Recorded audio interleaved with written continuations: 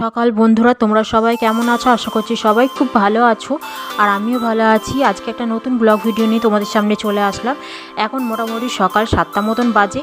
তো আমি তার আগে আমার সব কাজ হয়ে গেছে, তো তারপরে একদম রান্নাঘরে আমি তোমাদের সামনে রান্নাঘরে ভিডিও নিয়েই আসলাম আর কি। তো অন্যান্য কাজগুলো আর দেখানোর টাইম পাইনি, তখন আর হঠাৎ করে মনে হলো তোমাদের সাথে অনেকদিন ভিডিওটা আমার শেয়ার করা হয়নি, তো তাই জন্য ভিডিওটা শেয়ার করছি। প্রায় অনেকদিন হয়ে গেল, ঠান্ডার জন্য না আমার তোমাদের সাথে ভিডিওগুলো খুব একটা শেয়ার করা হচ্ছে না, অনেকটা দেরি হয়ে যাচ্ছে, অনেক লেট হয়ে যাচ্ছে। এমনিতেই আমি 4-5 দিন অন্তর অন্তর ভিডিও দিই, তা সেটা এখন এক সপ্তাহ 1 সপ্তাহ হয়ে যাচ্ছে আমি ভিডিও দিচ্ছি না। তো যাই হোক, দেখো এর থেকে দেখতেই পেরেছি আমি কুমড়োর তরকারি করব আর একটু বিটের তরকারি করব, তাই জন্য কুমড়োর জন্য ছোলা আর কেটে রেখেছিলাম, আর বিটের তরকারি করবো বলে বিট, আলু, নানান রকম সবজি, গাজর যেগুলো শীতকালে হয় ওগুলো সব সেদ্ধ করে নিয়েছি। আর মটরশুঁটিটা একটা বাটিতে ছাড়িয়ে রেখেছি, কারণ মটরশুঁটিটা সেদ্ধ করলে তো গলে যায়, সেই জন্য মটরশুঁটিটা যখন ঝোলটা ফুটবে তখন দিয়ে দেবো। আর এদিকে দেখতেই পেলে কুমড়োর তরকারি আমার হয়ে গেল 5 ফোড়ন দিয়ে। কিছুই না, অনেকে কুমড়োর তরকারি পেঁয়াজ রসুন দিয়ে করে, কিন্তু আমি এমনি নিরামিষ করলাম আর কি। নিরামিষও কুমড়ো ভালো লাগে, আর ছোলা দিয়ে তো খুব সুস্বাদু খেতে লাগে। তো যাই হোক, দেখো আমার কুমড়োর তরকারিটা হয়ে গেছে তোমাদের সাথে গল্প করতে করতে। আর এদিকে দেখো বিটের তরকারিটা করব। তো কড়াইতে প্রথমে তেল ফোড়ন দিয়ে দিলাম, তারপরে টমেটো দিয়ে লঙ্কা দিয়ে একটু কষিয়ে নিলাম। কষিয়ে নেওয়ার পর তারপরে এবার বিটের যেটা তরকারিটা করেছিলাম সেটা আগে জল সমেত দেবো না, সেটা জলটা ঝরিয়ে নিয়ে আলু বিট এগুলো দেবো, দেখতেই পাচ্ছ দিচ্ছি। তারপরে সব শেষে জলটা দেবো। তো আমি এরমভাবেই রান্নাটা করি, তোমরাও নিশ্চয়ই এরমভাবে করো। তো আর শীতকালে এই জিনিসটা খুব ভালো, জানো তো, অনেক ধরনের সবজি পাওয়া যায়, আর তুমি যাই রান্না করো না কেন বেশ মনের মতন করে করা যায়, কারণ অনেক ধরনের সবজি থাকলে তরকারি কালারটাও অন্যরকম হয়। আর গরমকালে কি বলো তো, গরমকালে এত গরম থাকে যে তখন আর এইসব সবজি খেতে ইচ্ছে করে না, তখন এত সবজি পাওয়াও যায় না বাজারে।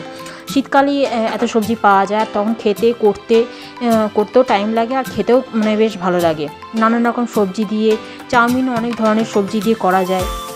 তো যাই হোক, তোমাদের সাথে দেখো কথা বলতে বলতে আমার রান্না শেষ হয়ে গেছে, আর এদিকে ছেলেকে পড়তে বসিয়েছি, কারণ ও স্কুল যাবে, আর একটা নতুন স্কুলে ভর্তি হয়েছে। তোমরা তো জানোই এখানে আসার পর আমরা একটা অন্য স্কুলে একটা সরকারি স্কুলে পড়ছিল ছেলে, তারপরে একটা এমনি প্রাইভেট স্কুলে ভর্তি করেছি, কারণ ও যে স্কুলে পড়ছিল আমাদের কলকাতাতে যখন থাকতো তখন ও একটা মঠের স্কুলে মিশনের আন্ডারে যেটা, সেখানে পড়ছিল। তো সেখানে পড়াশোনা খুব ভালো হতো, কিন্তু মাইনে খুব কম ছিল, খুবই কম ছিল, ওখানে সব ধরনের বাচ্চারা পড়তে পারতো। কিন্তু এখানে আসার পর সেরকম স্কুল তো এখানে নেই, তাই জন্য কী করা যায় বলো, সরকারি স্কুলে ভর্তি করেছিলাম। কিন্তু সরকারি তো তোমরা জানোই যে খুব একটা পড়াশোনা হয় না বলতে আমরাও তো সরকারি স্কুলে পড়েছি, কিন্তু তখনকার লেভেল আর এখনকার লেভেলটা আলাদা না। এখন প্রাইভেট স্কুলগুলোতেও যে খুব ভালো পড়াশোনা হয় সেমনটা নয়, তবে সরকারি স্কুলের থেকে একটু বেশি হয়, এই আর কি। তো যাই হোক, তারপরে দেখো ছেলেকে স্কুলে দিয়ে আসলাম, দিয়ে আসার পর এটা তারপরে খেয়ে দিয়ে নিয়ে তারপরে ছেলেকে নিয়ে এসে তারপরে আবার বিকেলবেলা রান্নার কাজে নেমে পড়লাম, কারণ ওটা তো করেছিলাম রুটির তরকারি, আর সকালে আর রাতের তরকারিটা করে নিয়েছিলাম, কুমড়োর তরকারি আর বিটের তরকারিটা ভাত দিয়ে, আর কুমড়োর তরকারিটা রুটি দিয়ে। তারপরে এটা করছিলাম, একটুখানি কুমড়ি ভাজছিলাম, কুমড়ো ছিল, আর কুমড়োটা অনেক দিন হয়ে গেছিলো, কাটা হচ্ছিলো না কিছুতেই। তো সেদিনকে টাইম বার করে আর কি ছেলেকে স্কুল থেকে নিয়ে এসে আবার রান্না করতে শুরু করে দিলাম বিকেল। তোমরা দেখতেই পাচ্ছ বিকেল হয়ে এসছে, একটু অন্ধকার হয়ে এসছে।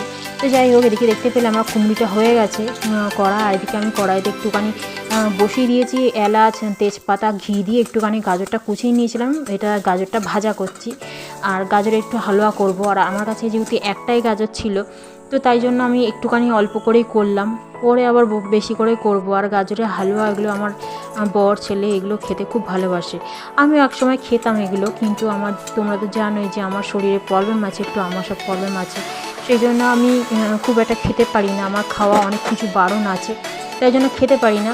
তো যাই হোক, আমি খাবো না তো কী হয়েছে বলো, বাকি আর আমাদের সংসারে যারা আছে তাদের জন্য কি করব না, আমি খাবো না, কিন্তু আমার ছেলে বর কি আমার না খেয়ে থাকবে?